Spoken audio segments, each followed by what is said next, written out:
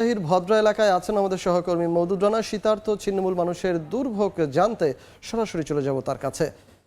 মওদুদ, থেকেই হিমেল বাতাস বইছে এবং এতে কনকনে যে ঠান্ডা সেটি অনুভূত হচ্ছে এবং সব মিলিয়ে গত দুদিন ধরে উত্তরাঞ্চলে আসলে শীতের যে প্রকোপ সেটি জেঁকে বসেছে। আমরা যেটি দেখেছি যে আজ সকালে কিছুটা কুয়াশা ছিল, দুপুরের দিকে সূর্যের দেখা মিলেছে, তবে সূর্যের খুব বেশি উত্তাপ ছিল না এবং বিকেলের পর থেকেই বাতাস বইছে, সে কারণেই যে শীত, কনকনে হাড় কাঁপানো শীত সেটি অনুভূত হচ্ছে। আবহাওয়া অফিসের হিসেব বলছে আজ রাজশাহীতে দিনের সর্বনিম্ন তাপমাত্রা ছিল 10.5 ডিগ্রি সেলসিয়াস এবং সকালের দিকে বাতাসে জলীয় বাষ্পের পরিমাণ ছিল প্রায় 100% এবং দুপুরের পর সূর্যের দেখা মেলায় তখন জলীয় বাষ্পের পরিমাণ কিছুটা কম ছিল। বিকেলের পর থেকে আবার জলীয় বাষ্পের পরিমাণ বেড়েছে, কুয়াশা দেখা যাচ্ছে এবং সেই সাথে বাতাস প্রবাহিত হচ্ছে।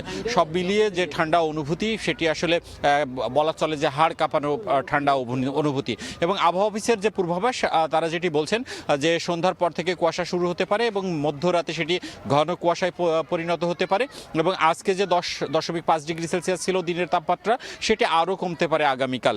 এবং এই যে টানা শীত পড়ছে, এই শীতের ফলে সবচেয়ে বেশি বিপাকে পড়েছেন শ্রমজীবী মানুষ, বিশেষ করে যারা প্রান্তিক শ্রমজীবী মানুষ রয়েছেন, দিন আনেন দিন খান, তাদের আসলে এক কথায় অবর্ণনীয় কষ্ট। আমি এই মুহূর্তে রয়েছি ভদ্রা এলাকায়। এটি মূলত একটি বস্তি এলাকা, এখানে একেবারেই প্রান্তিক মানুষের বসবাস। আমি যেটি দেখেছি যে এখানে তারা যে খড়কুটো জ্বালিয়ে শীত নিবারণের চেষ্টা করছেন।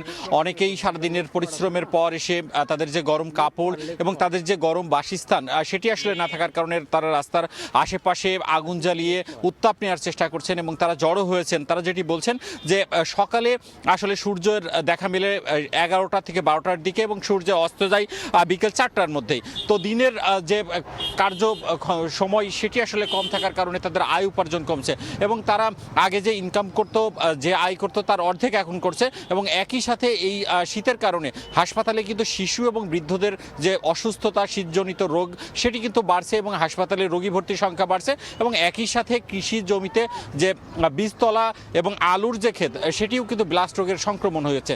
সব মিলিয়ে আসলে এই শীতে কিন্তু উত্তরাঞ্চলের যে মানুষ তারা কিন্তু অবর্ণনীয় কষ্ট এবং ভোগান্তির মধ্যে পড়েছে। এই ছিল রাজশাহী থেকে আমার কাছে শীতের সর্বশেষ আপডেট।